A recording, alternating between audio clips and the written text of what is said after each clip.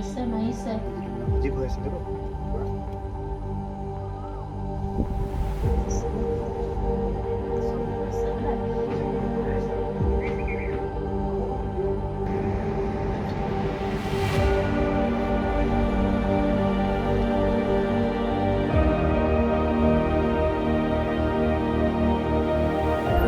যোৱা পৰহি দিনা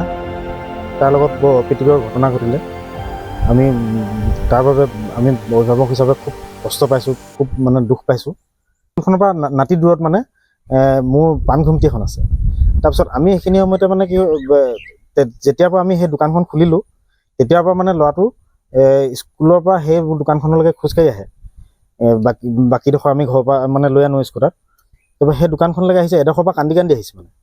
এডোখৰ পৰা কান্দি আহিছে বোলো পিতা কি হ'ল বোলে দেউতা মোক মানে এনেকৈ বোলে এনেই মাৰিলে বোলে পিটিলে কেলৈ মাৰিলে কি বুলি কয় তই কিবা ভুল কৰিছিলি চাগে বোলো হেৰি নহয় বোলে মই একো কৰা নাছিলোঁ বোলে আমি মানে স্কুলৰ ক্লাছত মানে ৰটেশ্যনত বহিব লাগেতো শ্ৰেণীকোঠাত ইয়াৰ মানে যোনখন বেঞ্চত বহিছিলে সি তাৰ আগৰ বেঞ্চৰ ল'ৰাটোক মানে কিবা বহী এখন খুজিছিলোঁ বুলি কৈছে মানে শিক্ষকসকলৰ মতে ধৰি লওক হয়তো সি কথা পাতি আছিলে বা কিবা উৎপাত কৰি আছিলে সেইটো হ'ব পাৰে কিন্তু মই কৈছোঁ যে কি যদিহে মানে যদিও বা তেওঁ কথা পাতি আছিলে বা কিবা হুলস্থুলেই কৰি আছিলে কিন্তু সেইটো দুখতে ল'ৰাটোক ইমান গুৰুলাগুৰুকৈ ইমান মানে পিটিবলৈ তেওঁৰ অধিকাৰটো ক'ত পালে আচলতে আমি তাৰ পাছতে আমি মাক দেউতাক আৰু ল'ৰাটো আমি গোটেই তিনিটাই স্কুল কৰ্তৃপক্ষৰ ওচৰলৈ গৈছিলোঁ যে ছাৰ কি হ'ল কি কথা এনেকুৱা মাৰিলে তাৰপাছত যিজন শিক্ষকে মানে ইয়াক পিটিছিলে সেইজন শিক্ষকে মানে আমাক যিটো ব্যৱহাৰ কৰিছে মানে ভাবিলে আচৰিত লাগে শিক্ষকৰ এনেকুৱা ব্যৱহাৰ মানে কোনো পধ্যে মানে গ্ৰহণযোগ্য নহয় তাৰমানে যিটো ব্যৱহাৰ বোলে কৈছে মানে মোক মানে ভালকৈ কথাটো সোধা নাই মোক বোলে তাকে সুধি ল বোলে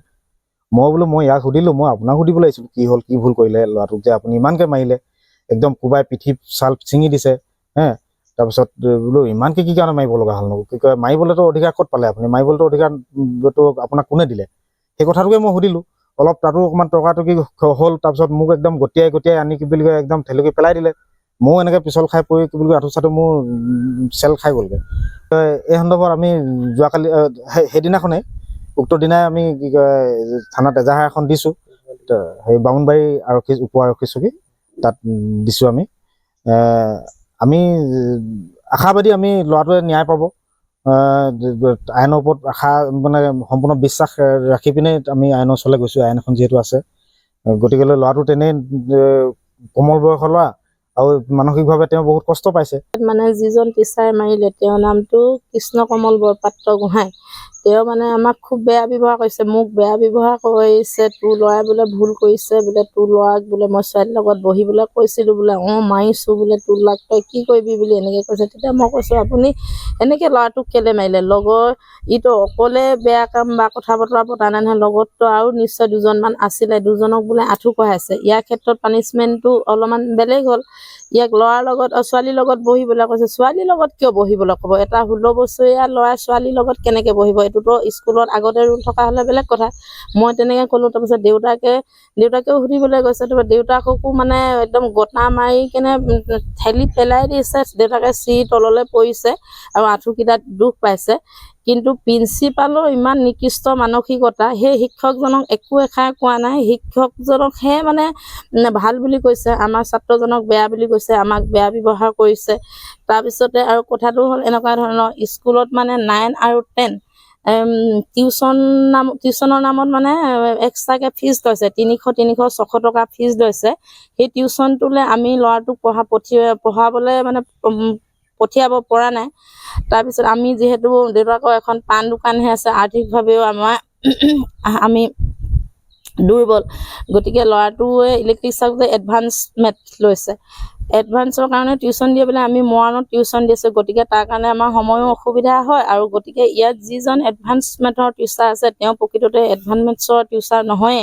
এই গোটেইখিনি কথা গম পাই মেলি আমি ল'ৰাটোক মৰাণতো টিউশ্যন দিয়ালোঁ। সেই কথাটোত মানে সিহঁতি তলে তলে বেয়া পাই মেলি মানে ল'ৰাটোক মানে শাৰীৰিকভাৱেও নিৰ্যাতন চলাইছে, মানসিকভাৱেও নিৰ্যাতন চলাইছে। আমি মাক দেউতাক নিচে কাষতে, স্কুলখনৰ কাষতে আমাৰ এখন দোকান আছে, আমি কাষতে থাকোঁ, আমাক জনাব লাগিছিলে।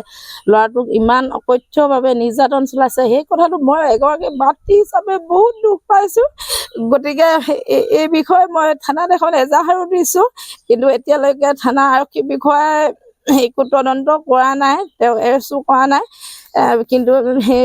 মই যদিহে ল'ৰাটোৰ ক্ষেত্ৰত, জীৱনটোৰ ক্ষেত্ৰত যদি কিবা খেলি মেলি হয়, তেতিয়াহ'লে কিন্তু মই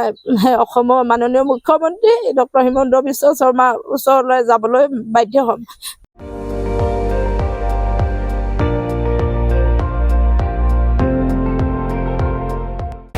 আপুনি চাই আছে ND24,